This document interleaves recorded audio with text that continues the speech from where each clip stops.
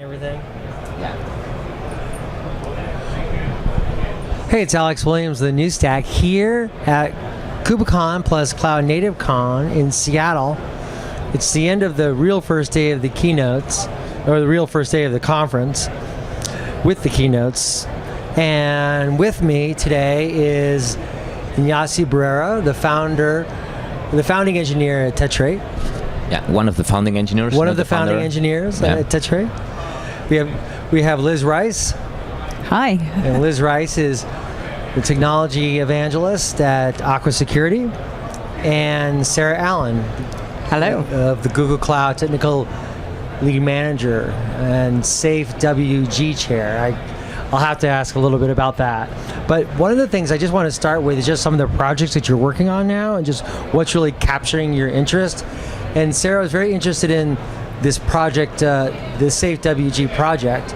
And I'd love to learn about its objective and what you're really trying to achieve there.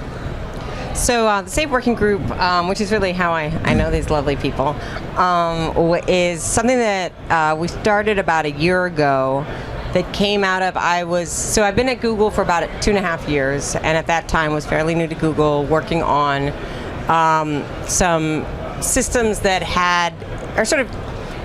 I'm now seeing a pattern in the cloud native world where everything is normal to us and different to a lot of people in the industry. And so at the time, I was focused on a sub-team of mine that was doing Firebase rules, which is direct from mobile access to Google APIs. And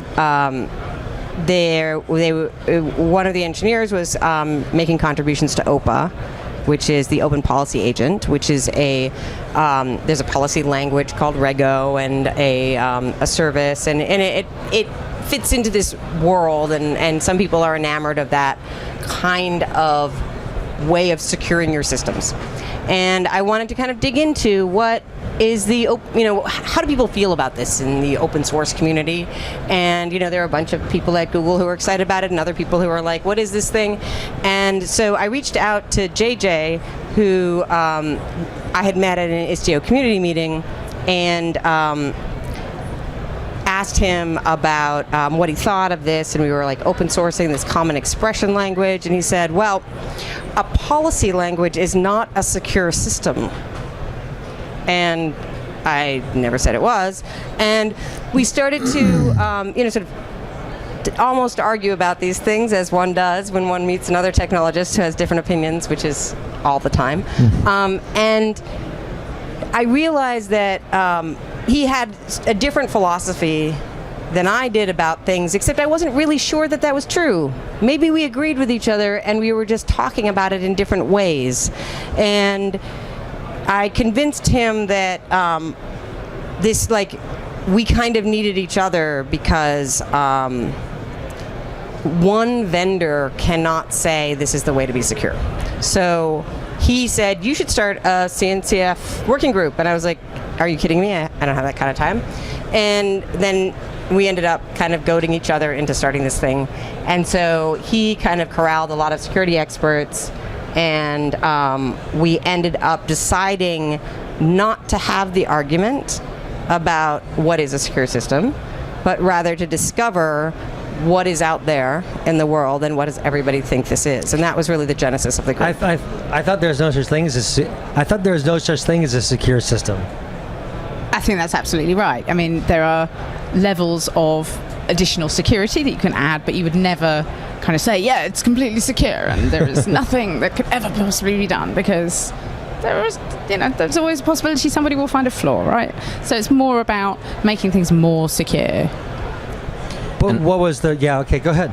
I mean, also when we speak about a secure system, there are many different layers in a system. You can just talk about access control, but then you have the network, the operating system, the container isolation, and there are many things that build what we understand as a secure system, that it's so complex. So that's probably true that nothing is always secure. There's no one single solution that can provide that answer to you.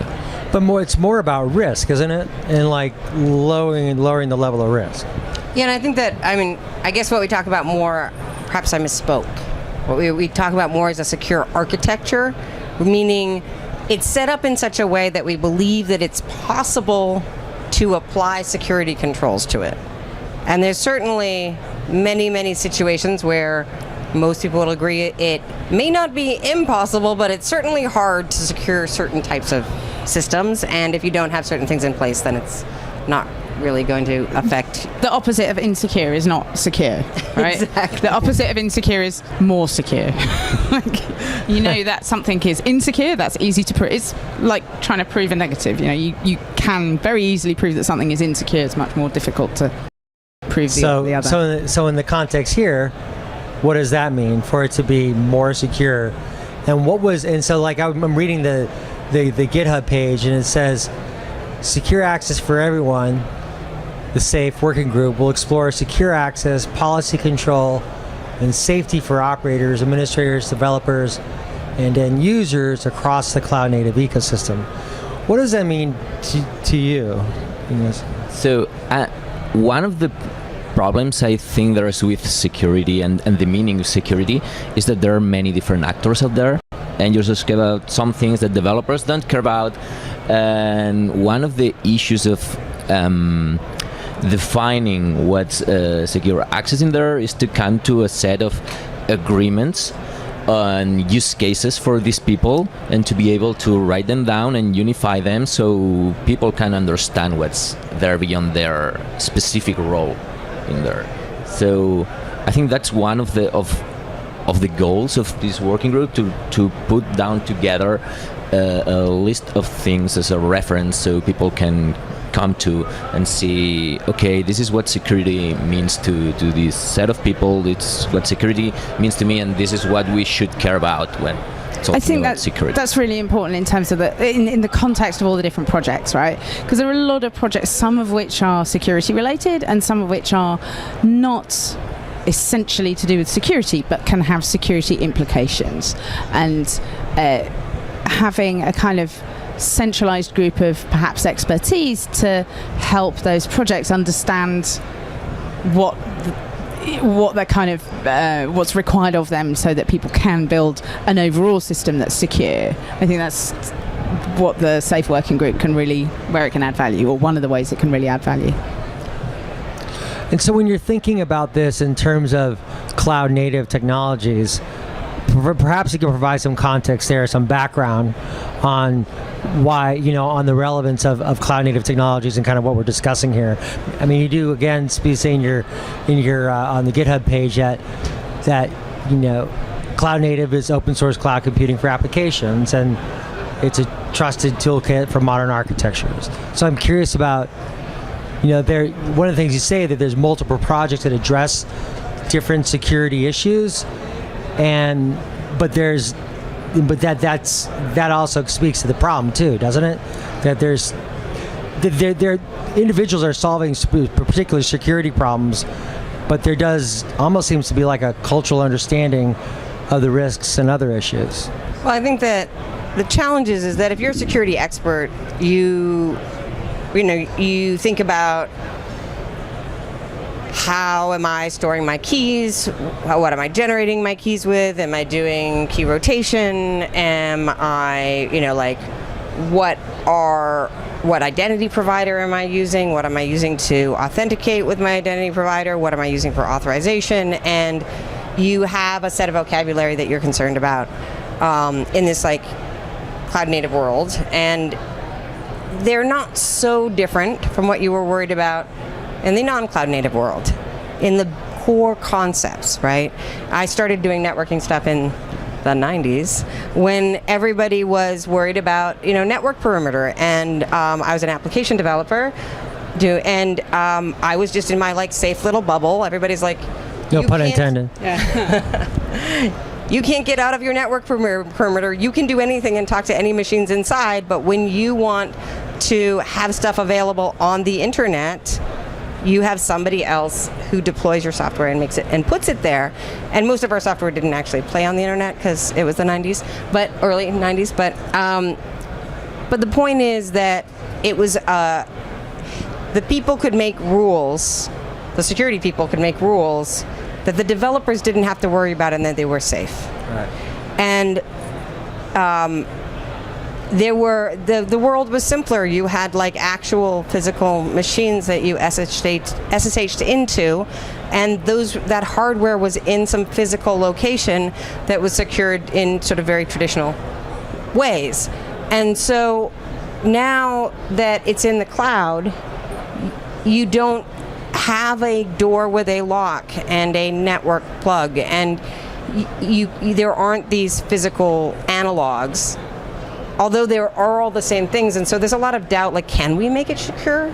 Is it as secure as if we put it in a room and locked the door? Sometimes you could argue it's more secure because, like, you do have to have the network going in and out. And so it's just a kind of, the rules are different and you apply the technology differently.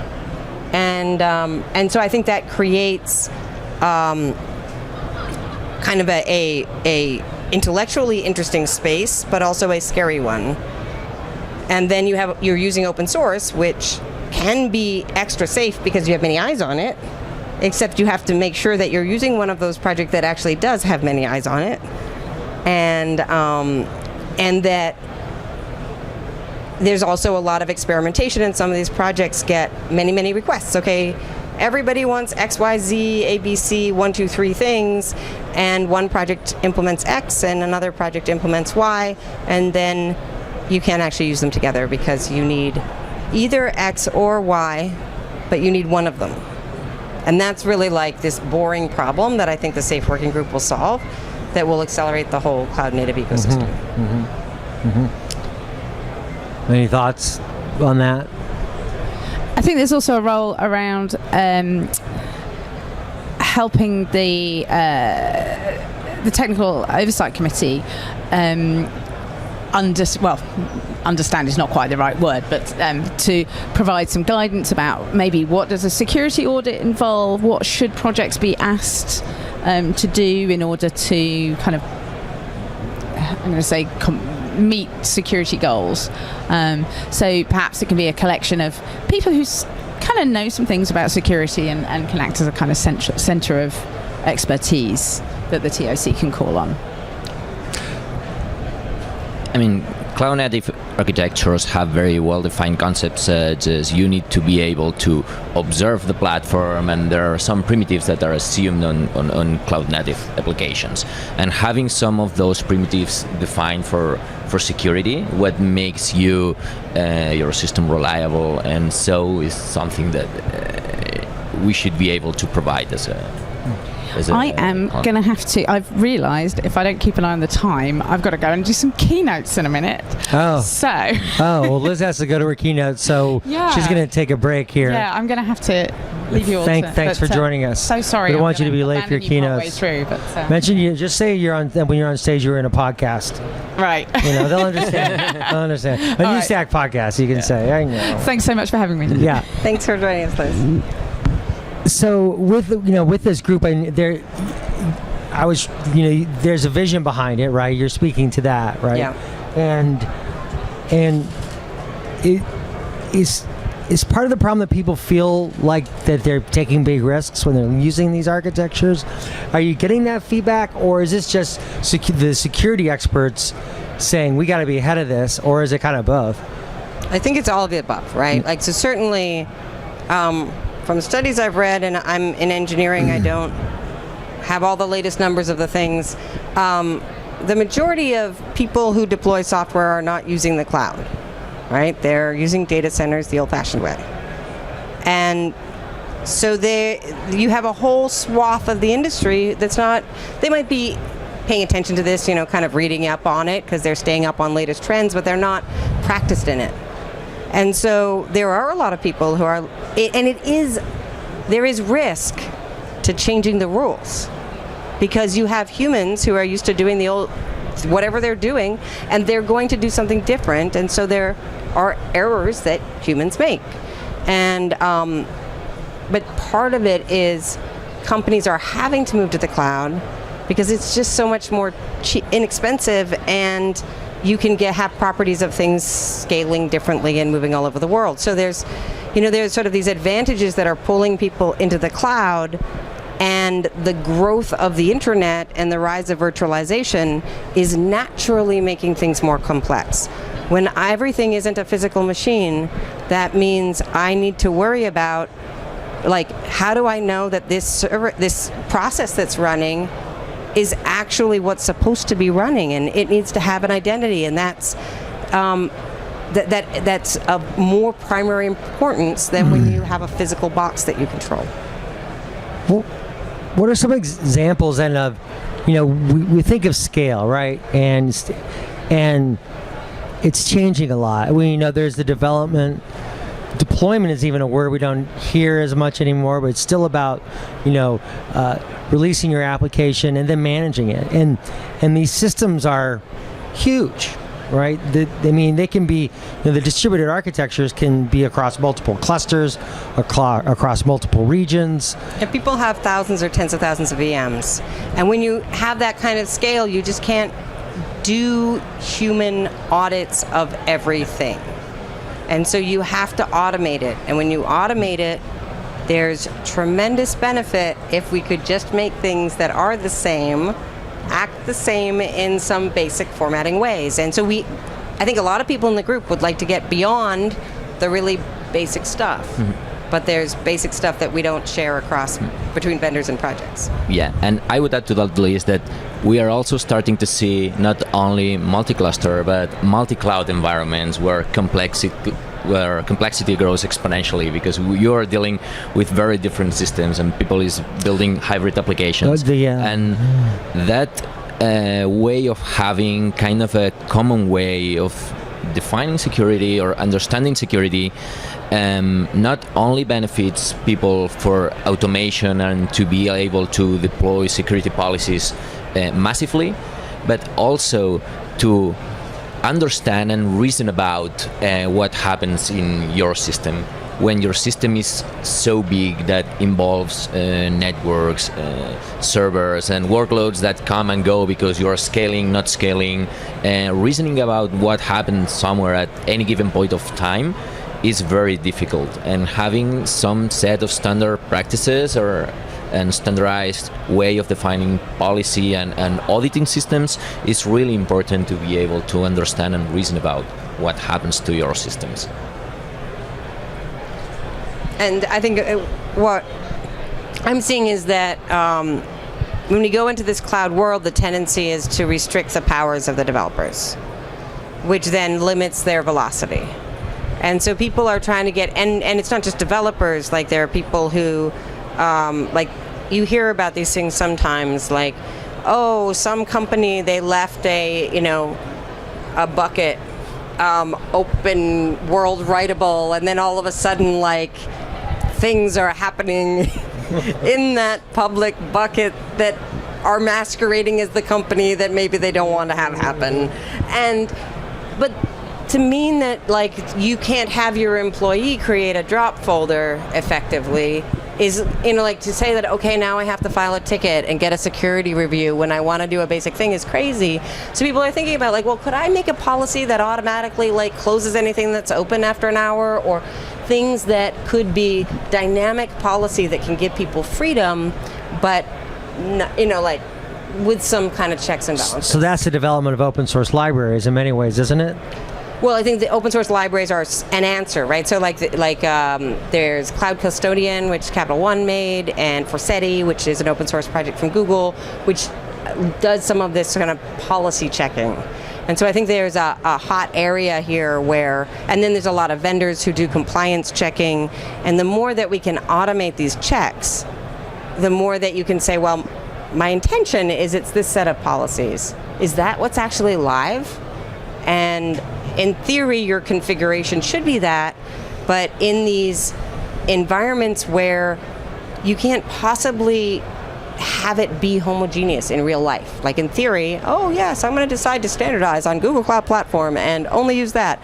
But then, you're calling the Salesforce API, and you're calling, some partner's on-prem system, you don't know what it is on the other side. And so you end up with these mixed environments, even if you want to have a policy that there's only one thing.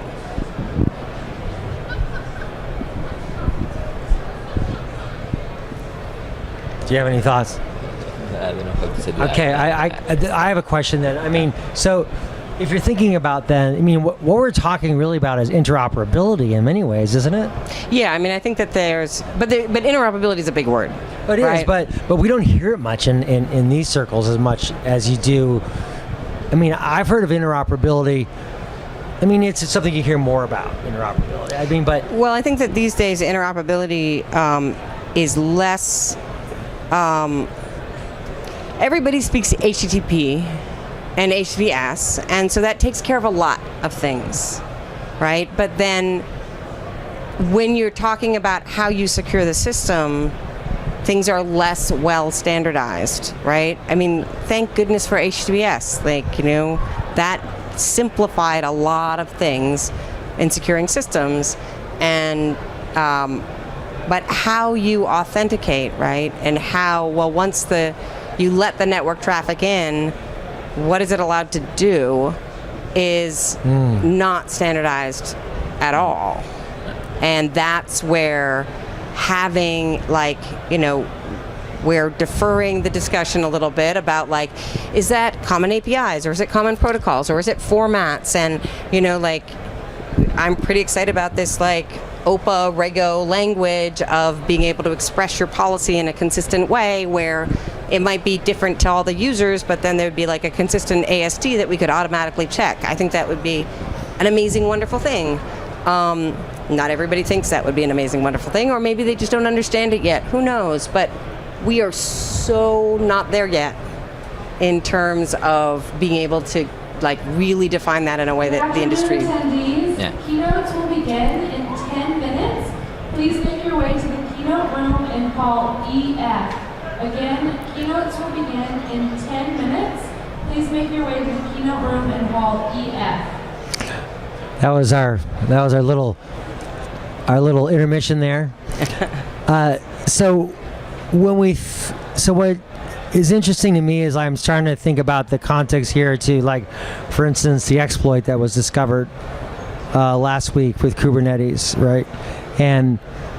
And how do you think about things like that in the context of this overall kind of issue about interoperability?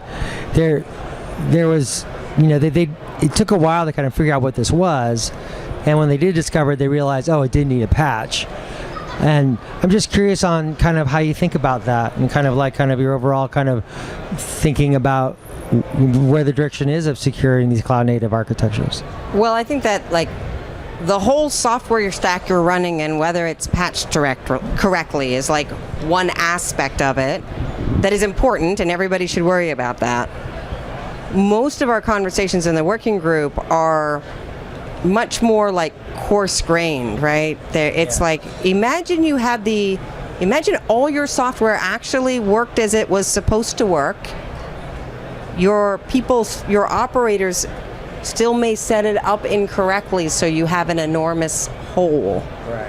And when it's not clear to the operators and the developers of software how to even set it up correctly so that it has a hope of being secure, that is, I think, the biggest risk we have to just slow the pace of the industry.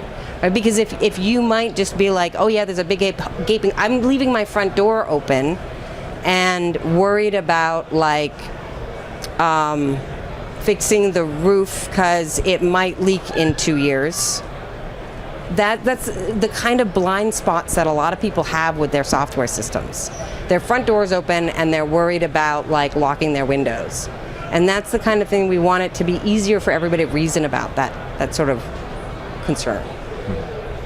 And providing a global understanding of the whole system. So just a bit back to what I was telling before, there are many different actors that don't need to know or understand all the pieces that involve the system they are managing or they are applying policies to.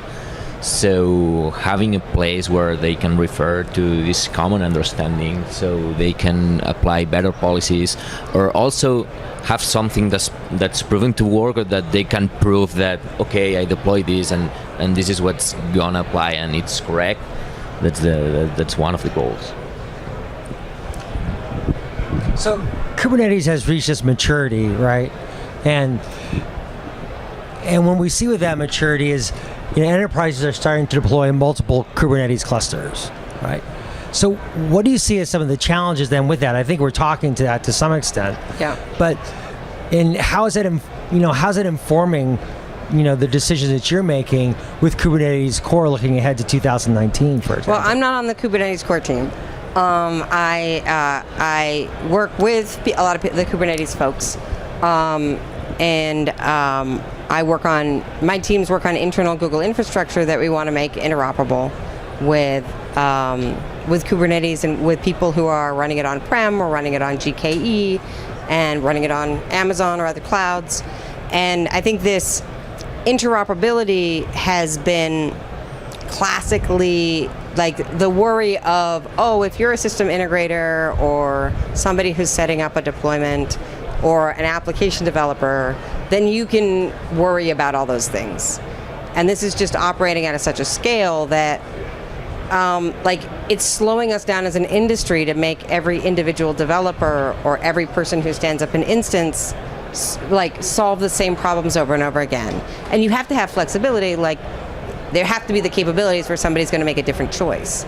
But we want it so that by default things are more likely to work together, and we can all reason about the choices that we're making and be making reasoned choices. Right. So I think that looking ahead, just in terms of the safe working group, we're going to do some basic stuff help the TOC, the I always want to say table of contents, technical oversight committee, with the work of. Attendees, keynotes will begin in 5 minutes.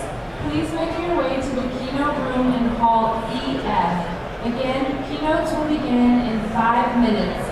Please make your way to the keynote room in Hall EF. So we want to help the technical oversight committee with the work of sort of cataloging the projects and having a kind of a script for them each to articulate their security profile and what they think the opportunity, the risks that they worry about that their users should worry about, and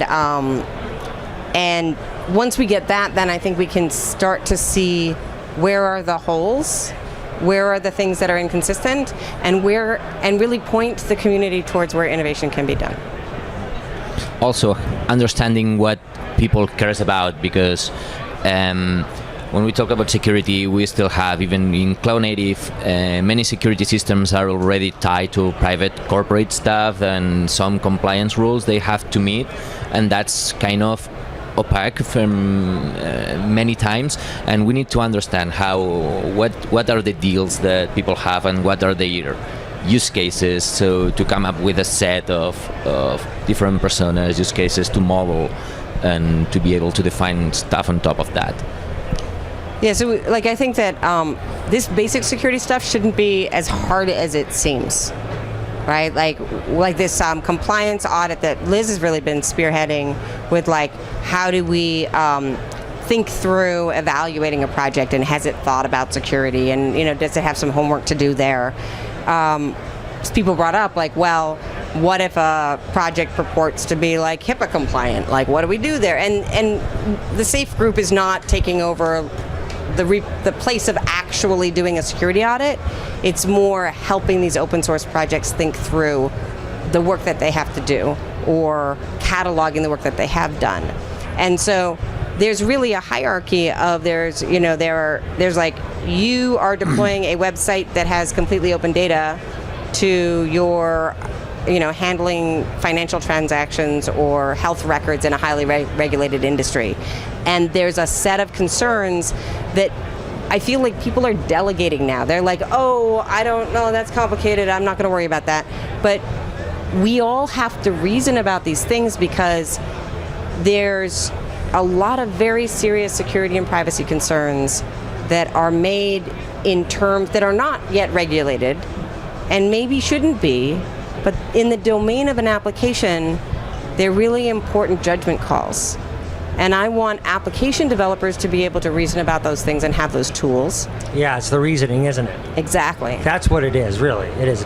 It's like they need that reasoning. It's like, it's otherwise, what do you do, right? Right. You can't just be like, oh, the security experts will make it secure, when Yeah. it's really what the data is makes a difference, Yeah. and what it's being used for. Right. And the powers that different people have when they touch the data. Like, this is like one of the biggest problems of our world today, is so much of our lives is happening in the cloud. And if the application developers and the system operators don't have the tools that they need to keep the humans safe, then, like, all bets are off. Yeah. Why is this important to such a young company like Tetra? So, how to say it in a way? Don't know how to say it.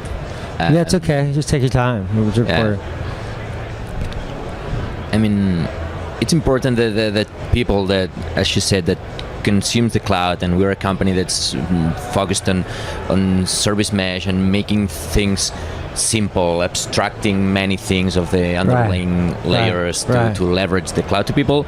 It's important that people feel safe when consuming cloud applications and understands that the risks they're taking when consuming cloud application or storing data in the cloud or accessing data, and so it's important that people and developers feel safe when using this kind of technologies. So abstracting on top of that is one of the things that needs to happen. Not also, for example, with regards to access control, saying who can talk to who and in a safe way, but also who can consume this data and why and how, and being able to properly define that and abstract that so people feels comfortable with that is something that it's one of the things that we want to achieve. Mm-hmm. Yeah, I really feel like with the right level of security, it's actually freedom. Right. Right? And I think that gets lost in some of these enterprises because they lock it down so much that it prevents them from having business velocity. Yeah. And what I think we're all aspiring to, at least most people I know, is how can we create these constructs so that system operators can feel secure and feel like they've set the right controls in place, but then the individuals who use the cloud, whether they're developers or administrators or the end users who use whatever the business produces, that they feel a sense of freedom, that they're safe. Mm-hmm. Mm-hmm. I want to thank you both for taking the time to talk. I really appreciate it. The music's starting to play. The keynotes are starting. The evening activities are beginning. And this is quite a show. And it's really, really interesting to hear about the Safe WG. And I know that there's a lot of people involved in it. And to people to get involved in this project, what would you recommend? So we have working group meetings on Friday. We have a Slack channel which actually needs to be added to the GitHub page. Okay. If there's any questions you have about the group, add a GitHub issue, because we welcome contributors. We're still working on surfacing a lot of the information that we have, but we're very excited to be engaged in the CNCF community and talking to the TOC and all of the projects, and it's really a wonderful community who are expert security people and people learning about security. So I think it would be fun to have more people who are interested in security who would want to get involved. Great. Well, thank you both. Thank you, Alex. Thank you.